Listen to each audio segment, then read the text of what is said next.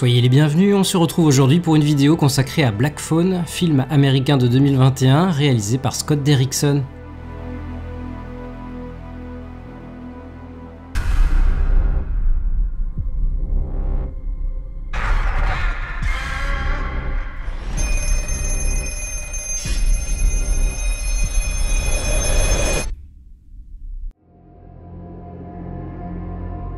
Finney Shaw, un adolescent de 13 ans, timide mais intelligent, est enlevé par un tueur sadique qui l'enferme dans un sous-sol insonorisé où s'époumoner n'est pas d'une grande utilité. Quand un téléphone accroché au mur, pourtant hors d'usage, se met à sonner, Finney va découvrir qu'il est en contact avec les voix des précédentes victimes de son ravisseur. Ils sont aussi morts que bien résolus à ce que leur triste sort ne devienne pas celui de Finney.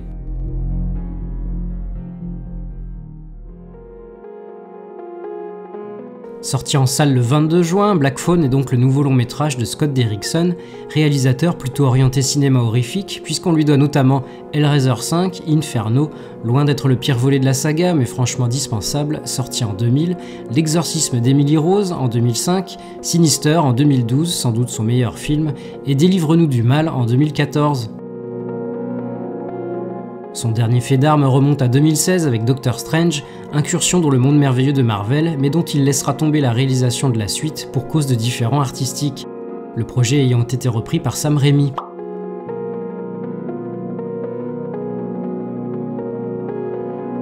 Scott Derrickson se rabat alors sur Black Phone, adaptation de la nouvelle Le téléphone noir de Joe Hill, issue du recueil Fantôme, Histoire trouble, publié en 2005. Derrickson voit en Black Phone l'occasion parfaite de revenir à son genre de prédilection, l'horreur, s'entourant alors d'une partie de l'équipe ayant déjà œuvré sur Sinister. L'acteur Ethan Hawke, le scénariste C. Robert Cargill et la société de production Blumhouse. My brother, he was taken. By a man with black balloons.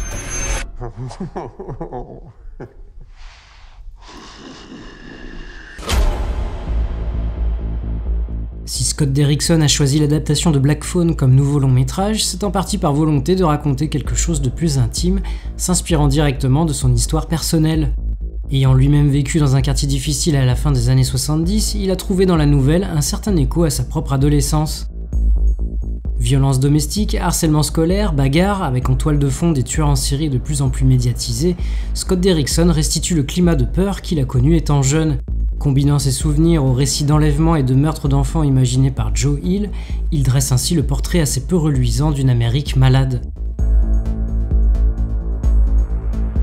Pour restituer l'atmosphère de l'époque, Derrickson peut compter sur la photographie rétro de Brett Jutkiewicz, chef opérateur ayant œuvré sur Stranger Things, Wedding Nightmare, Scream et qu'on retrouvera prochainement sur Scream 6.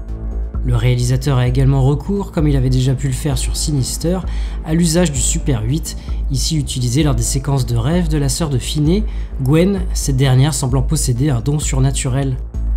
Impossible de ne pas ressentir parfois une ambiance à la Stephen King, le magicien au ballon noir évoquant clairement un certain clown sévissant du côté de la ville de Derry dans le Maine. Ce qui ne semble pas forcément très étonnant de prime abord quand on sait que Joe Hill n'est autre que le fils de King.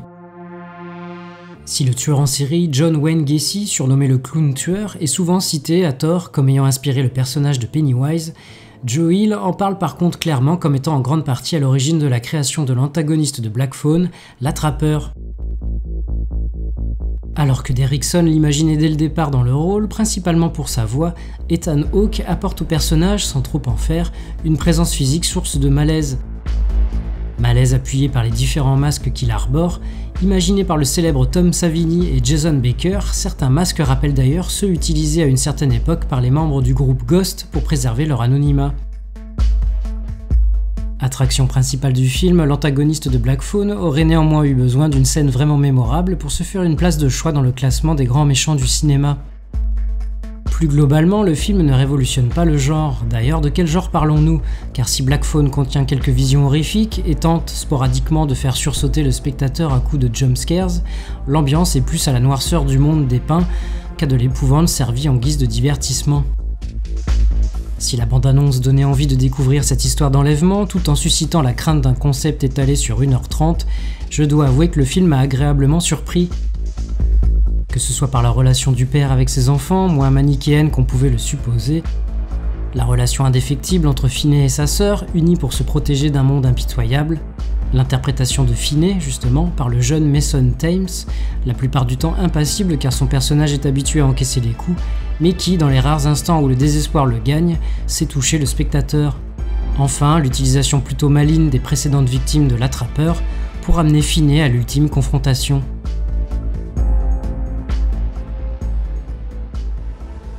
Si vous avez apprécié ce petit séjour à la cave, alors n'hésitez pas à liker, commenter, partager et vous abonner à la chaîne si ce n'est pas déjà fait. Je vous retrouve prochainement pour une nouvelle vidéo. Salut!